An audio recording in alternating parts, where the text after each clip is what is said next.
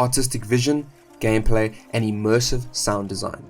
These are the three pillars of making a fucking terrifying zombie game. And I mean, who would play Dying Light without zombies? My name is Ethan, and like any great salesman, I'll be taking someone else's product, repackaging it, and selling it to you before taking all the credit, except it's free, because I'm chill like that, so consider subscribing. Today's gift that I bestow upon thee is the Techland dev blog, where they take us aside for a one-on-one and tell us how they've given zombies the most deserved overhaul since Cyberpunk 2.0. Zombies in fiction not only serve as an antagonistic device to the protagonist, but also serve as a setting for the story. While many a time not distinguished as a single character, but rather an unrelenting force supporting themes of a danger that cannot be outran but only delayed, zombies are as important to the setting and themes as the location. Attention to their visual and sound design as well as gameplay acts as a foundation for any good zombie game, and thus is the backbone of Dying Light the Beast. Zombies should always remind you of who they were before turning is the core philosophy behind their artistic vision.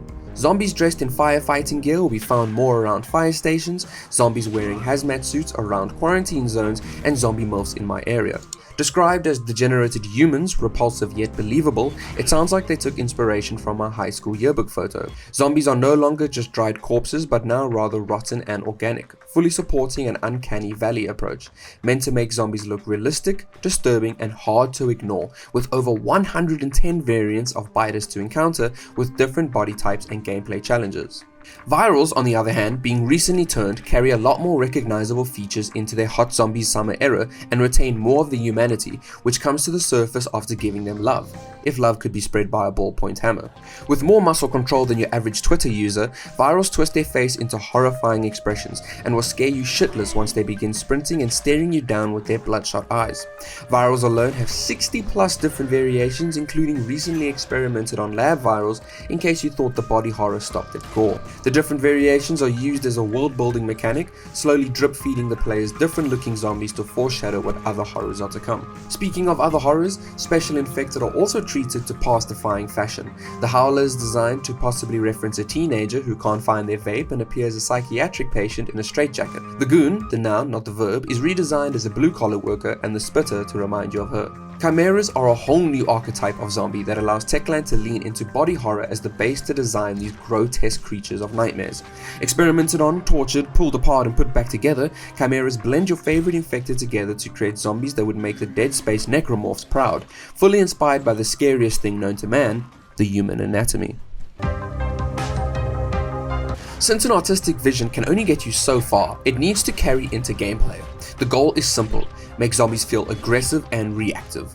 After tanking a full metal baseball bat across the jaw, biters strike back quickly with very little cooldown, laying pressure on any type of player and punishing those ill-prepared. Virals are smarter and faster, but still cognitive, and will choose to rather dodge my alcohol-induced fists of fury, repositioning themselves to strategically stun lock combo me to the home screen. Not only are these zombies designed to be scary head-on, but also create unique situations for jump scares.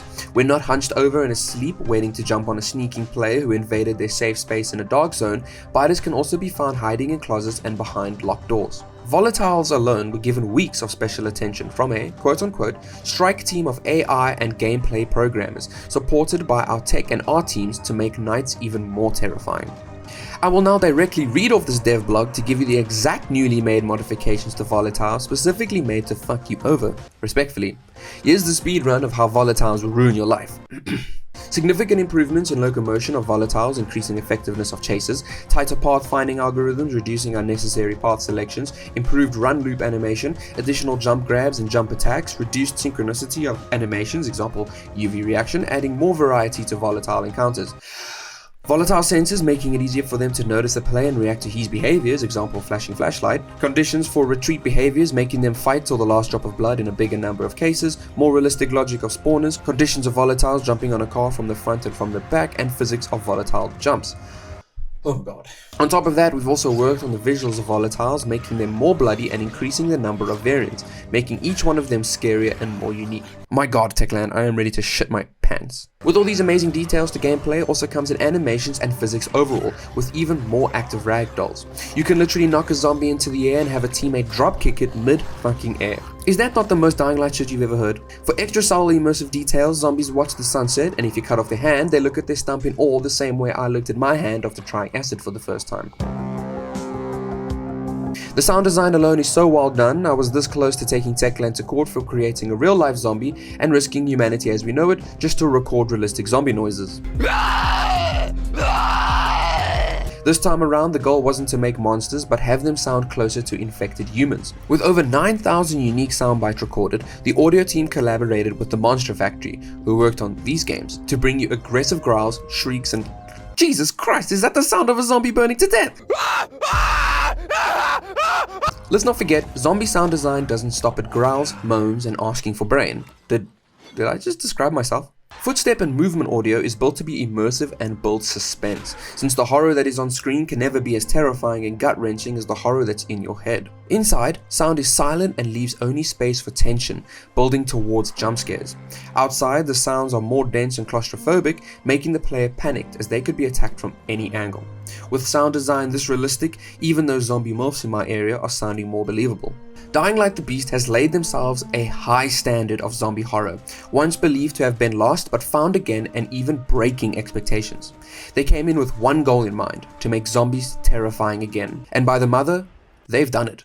If you've enjoyed this deep dive into the anatomy of Dying Light the Beast zombie makeover, make sure to leave a like and subscribe. If you'd like to read any of the dev blogs for yourself, they will be in the description.